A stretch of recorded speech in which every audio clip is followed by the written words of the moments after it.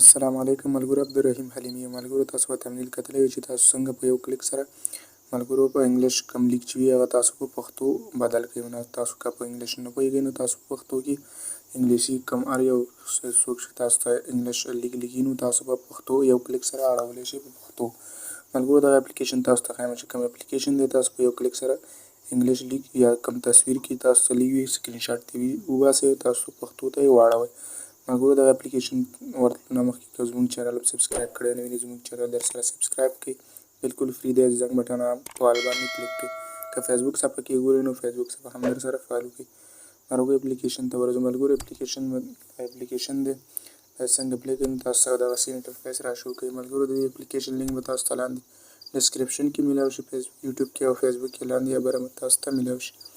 ملګرو سمپلی دغه د لیک ځای دی نو دلته تاسو چې هر څه لیکل غواړئ نو په پښتو باندې تاسو ته په انګلیش کوي او که انګلیش تاسو لیکل غواړئ نو پښتو کوي به سمپلی تاسو وګورئ. دلته دغلته تاسو وګورئ سمپلی چې دغه چې دی دغه پښتو دغه انګلیش دی. ځکه چې زه اوس انګلیش ولیکم نو ماته یې پښتو زبان ډایرکټ کړی. تاسو وګورئ زه پښتو اوس انګلیش ولیکم ماته پښتو ډایرکټ کړی.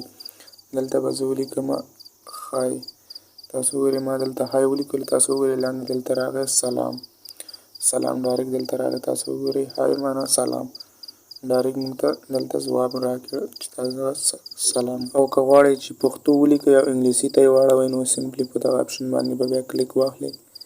دغه اپشن چې دی په ده به کلیک واخلئ. تاسو ته به چینج پښتو به دلته اړوئ. تاسو سمپلی زه په دې چینج واخلم. اوس به زه دلته پښتو ولیکم دا به انګلیش ته راوړي. تاسو وګورئ سلام. سلام مې ولیکلو. دلته یې وګورئ تاسو هلو. دلته هلو موږ ته ولیکلو. تاسو وګورئ سمپلی ډایرکټ معنا موږ ته دلته راشو کوي. سمپلی که تاسو سره کوم تصویر نو ګلري کې تاسو بس سمپلی څنګه تاسو تصویر معنا کوئ مطلب څنګه راوړلی شئ. ملګرو سمپلی تاسو په دې اپشن باندې به کلیک واخلئ. دغه اپشن باندې به کلیک واخلئ. دلته تاسو د کیمرې اپشن درکړی دی. هغه د کیمرې اپشن باندې کلیک واخلئ. په دم چې کلیک واخلئ تاسو ته به ګلري راشو کوي. تاسو به ګلري څخه چې هر یو تصویر دغه ایمیج دغه باندې به کلیک واخلئ. دا وګورئ هغه اپشن باندې به کلیک واخلئ. په دم چې کلیک واخلئ تاسو ته به ګلري راشو کوي.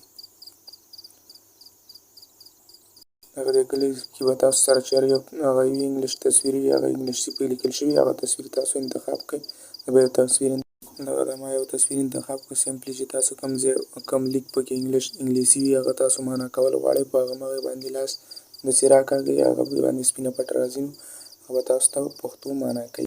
دلته یې ما د هغې سره لاس کش کړم دې سره لاس کش کړم نو تاسو وګورئ تلویزیون عبدالرحیم حلیمي. تاسو وګورئ دلته عبدالرحیم حلیمي ټي وي ده. تلویزیون عبدالرحیم حلیمي ټي وي تاسو وګورئ بالکل دلته معنا کوي. تاسو په دې ترې باندې کلیک واخلئ نو دلته تاسو لاندې دلته راشو کوي. سمپلی تاسو همداسې خپل لیکونه چې کوم دي هغه تاسو ټرانسلیټ کولی شئ.